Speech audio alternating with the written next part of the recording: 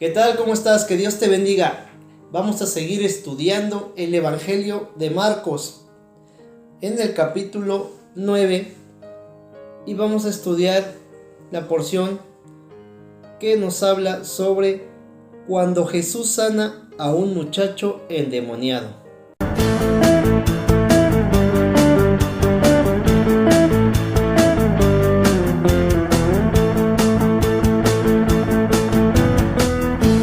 Jesús sana a un muchacho endemoniado. Cuando llegó donde estaban los discípulos, vio una gran multitud alrededor de ellos y escribas que disputaban con ellos. Y enseguida toda la gente, viéndolo, se asombró y corriendo a él le saludaron. Él les preguntó: ¿qué disputan con ellos? Y respondiendo, uno de la multitud le dijo: Maestro, traje a ti mi hijo, que tiene un espíritu inmundo, el cual, donde quiera que le toma, le sacude y echa espumarajos y cruje los dientes y se va secando. Y dije a tus discípulos que lo echaran fuera y no pudieron. Aquí en esta porción, hasta lo que llevamos leído, nos dice que hay una persona, un hombre, que lleva a su hijo porque está poseído por un espíritu inmundo que lo atormenta y da los síntomas.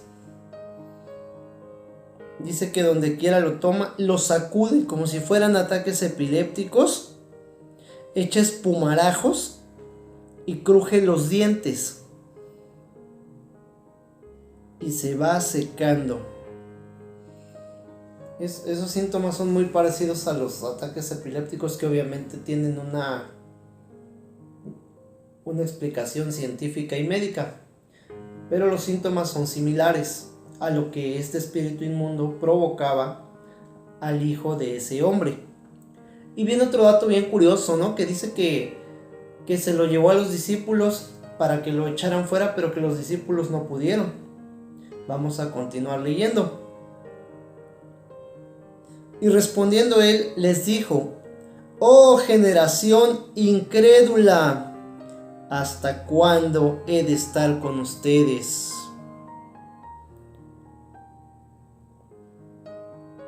Tráiganlo.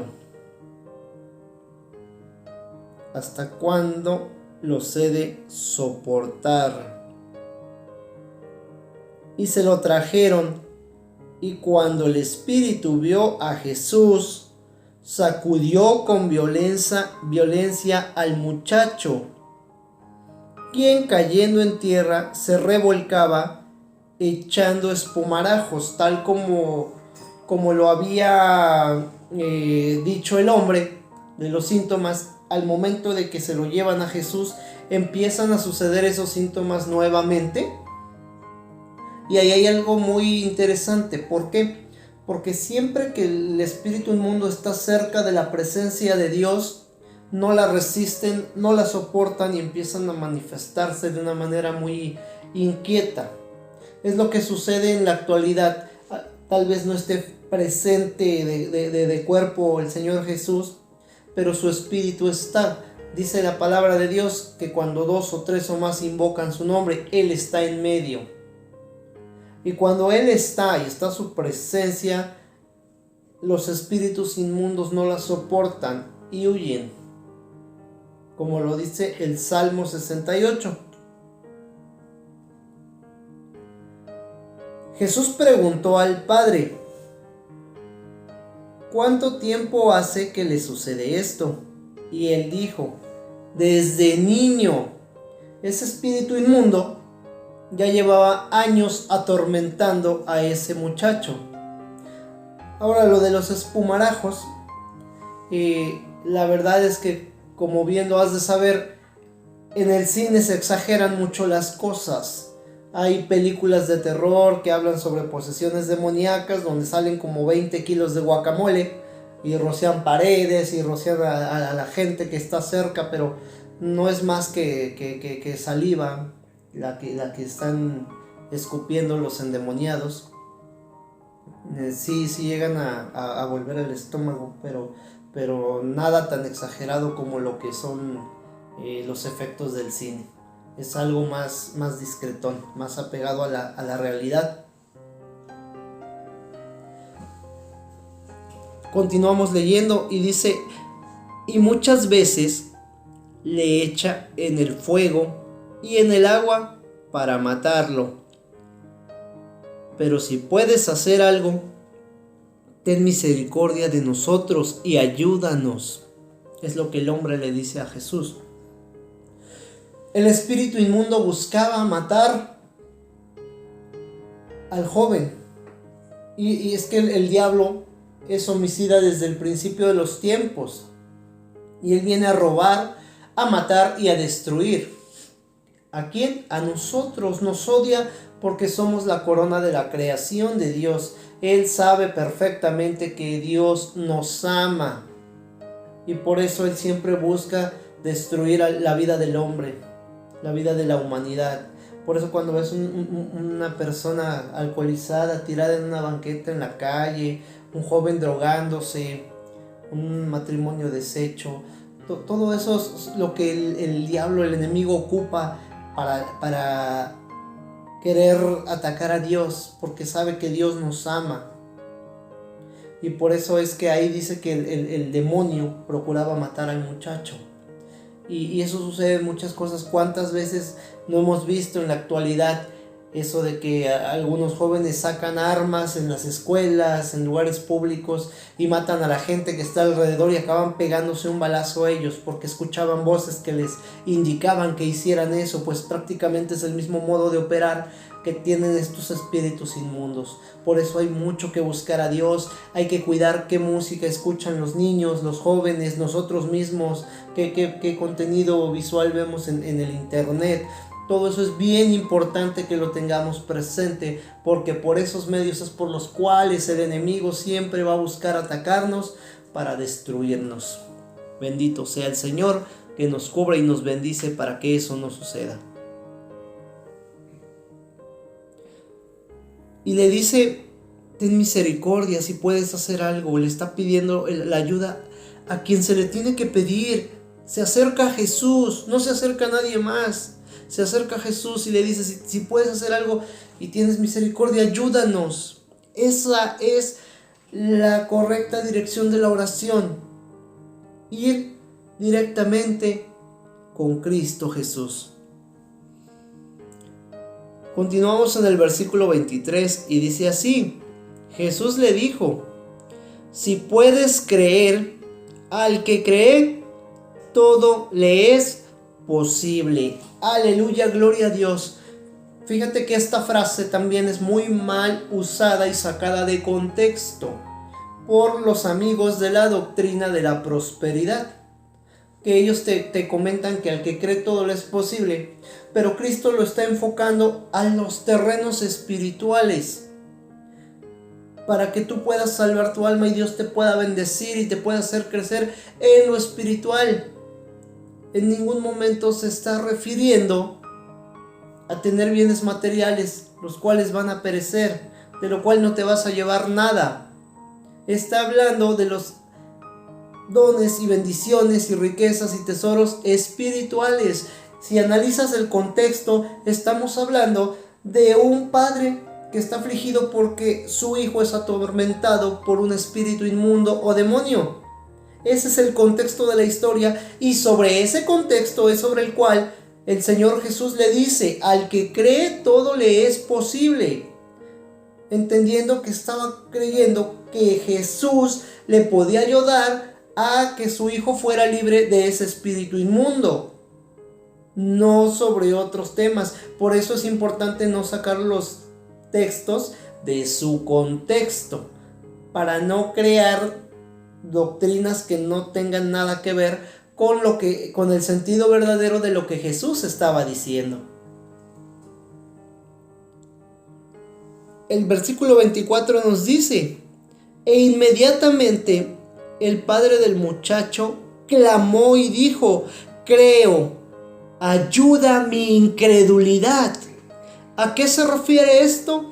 A que él estaba declarando que creía en Cristo Jesús, en que él podía liberar a su hijo de las garras del espíritu inmundo. Y le dice: ayuda mi incredulidad, porque la fe que nosotros tenemos a veces no es la suficiente. Por eso Jesús decía: generación de poca fe, gente incrédula. Por eso ese hombre le dice: yo creo en ti, pero ayuda mi incredulidad. Porque yo quiero creer más de lo que ya creo.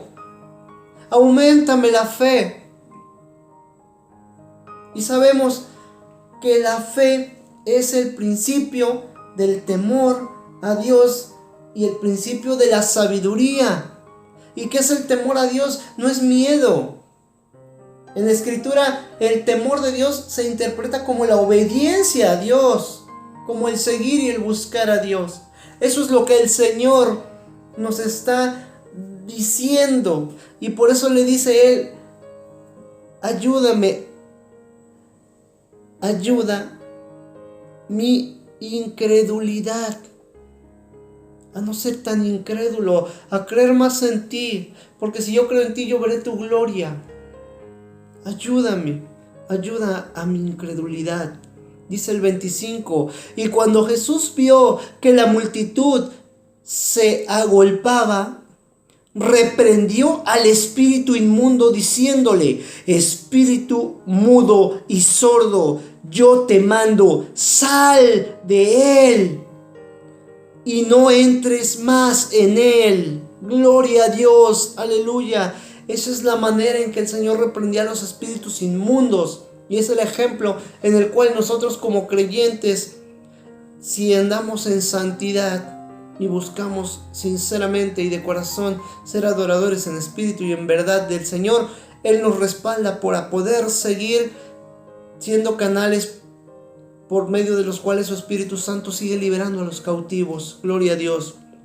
Entonces el espíritu, clamando y sacudiéndole con violencia, salió, y él quedó como muerto, de modo que muchos decían: está muerto.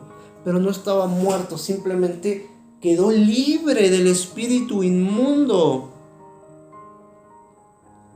Y eso fue lo último que ese espíritu inmundo hizo. Y así es como el Señor Jesús liberaba. No hacía aspavientos, no amarraba, no sacó sustancias. Simplemente fue de palabra, fue de oración. No era una lucha física, era una guerra espiritual.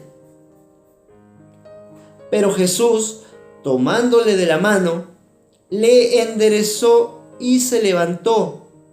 Cuando él entró en la casa, sus discípulos le preguntaron aparte: ¿por qué nosotros no pudimos echarle fuera? Y les dijo: este género, refiriéndose al espíritu inmundo, con nada puede salir, sino con oración y ayuno. Gloria a Dios. No todos los espíritus inmundos tienen la misma potestad o poder.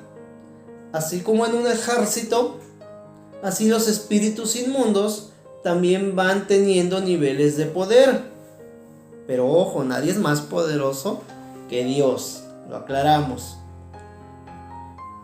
Entonces dice que este tipo de espíritus, que se entiende que era de los más fuertes, dice que no salen sino con oración y ayuno. Hay que meternos en oración y en ayuno cuando nosotros buscamos que Dios nos bendiga, liberando a un cautivo que es preso de un espíritu inmundo de este tipo. Aleluya, gloria a Dios. Y pues esta es la manera en que el Señor nos enseña por medio de su palabra cómo podemos ayudar a los cautivos, orando y ayunando por ellos, para que por medio de esa oración y ayuno, en el nombre de Jesús y por medio de su Espíritu Santo, el Señor haga libres a todos los cautivos. Espero que esta información te haya sido de bendición. Si tú conoces algún cautivo, ya sabes lo que tienes que hacer. Guárdate en santidad, haz tu oración, ayuna, para que entonces el Señor te pueda respaldar y por medio de ti seas un vaso de honra, un canal por medio del cual el Señor pueda liberar a ese cautivo y echar fuera de su vida ese espíritu inmundo que lo aqueja y lo atormenta. Si tienes alguna duda, con toda confianza, ya sabes, déjame tu comentario. Te sigo pidiendo que compartas esta información con todo aquel que la necesite, que tú sepas que le interese y que le va a ser de bendición. Que Dios te bendiga en gran manera.